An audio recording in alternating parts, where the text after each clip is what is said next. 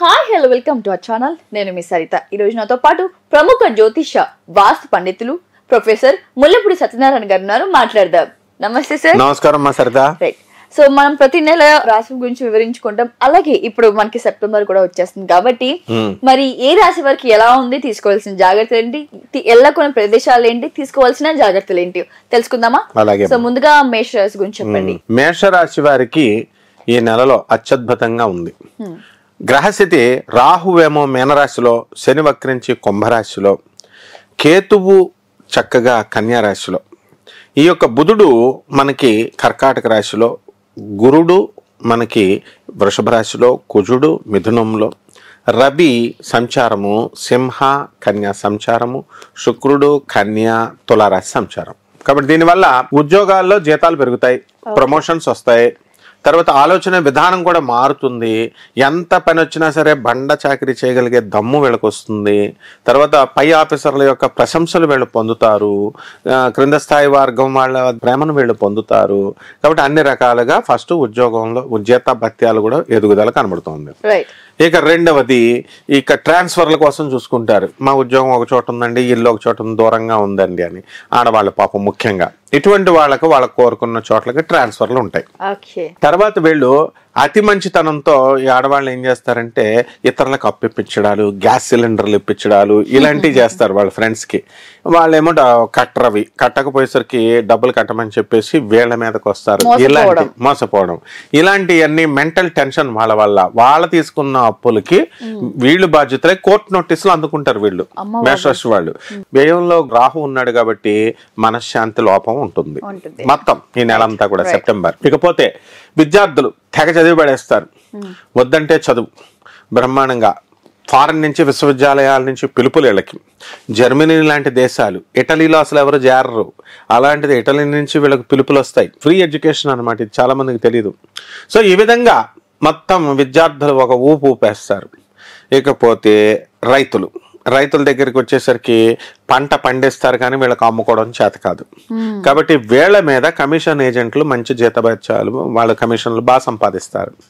ఇక ప్రైవేట్ ఉద్యోగాలు చేస్తున్నటువంటి వాళ్ళు ఉంటారు కదా, వాళ్ళు కూడా ఈ యొక్క వృత్తుల్లో ఫారెన్ వెళ్ళాలనుకుంటారు, వాళ్ళకి ఆ ఛాన్సెస్ వస్తాయి. శత్రువులు ఉంటారు మనిషికి జీవితానికి, ఆ శత్రువులు వీళ్ళకి మిత్రులు అయిపోతారు. మేషరాశి వాళ్ళు మెస్మరిజం చేసేస్తారు వీళ్ళకి ఈ నెలలో.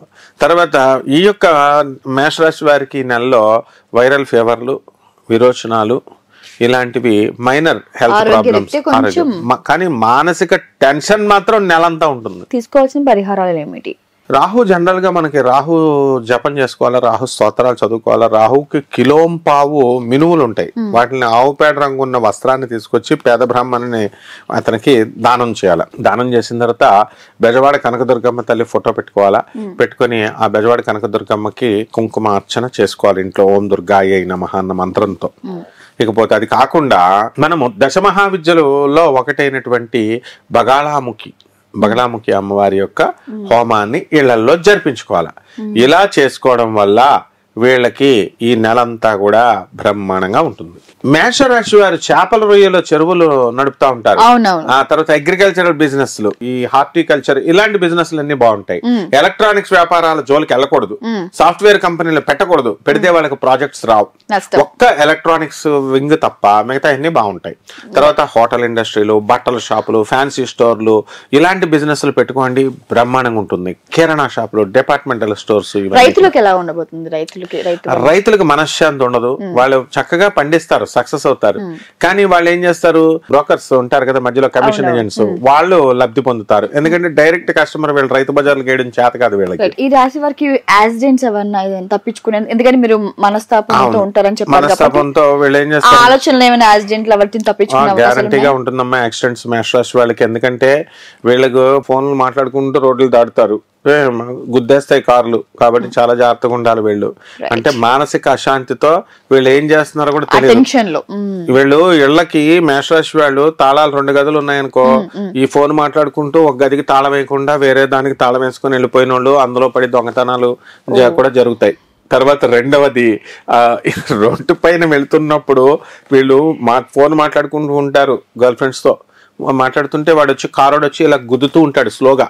అంటే ఇలా గుద్దడం వల్ల వాడికి తెలుస్తుందన్న ఉద్దేశంతో వీడు అప్పటికి కూడా అందులో లీనమైపోయి మాట్లాడుకుంటూ ఉంటాడు. ఇవి ప్రికాషన్స్ తీసుకోవాలి వీళ్ళు, ఫోన్ లో మాట్లాడకూడదు అని. థ్యాంక్ యూ గురుగారు, థ్యాంక్ యూ. నమస్కారం అమ్మా. ఇప్పుడు ఆపరేషన్ లేకుండానే మోకాళ్లకు ప్లాస్మా ట్రీట్మెంట్, మీ ఆర్థోపెటిక్ సమస్యలన్నిటికీ రోబోటిక్ టెక్నాలజీ ద్వారా తక్కువ ఖర్చుతో శాశ్వత పరిష్కారం, ఫ్రీ కన్సల్టేషన్, ప్రతి ట్రీట్మెంట్ పై 20% డిస్కౌంట్. ఈ ఆఫర్ కొద్ది రోజులు మాత్రమే, త్వరపడండి. V9 hospitals 9281465842.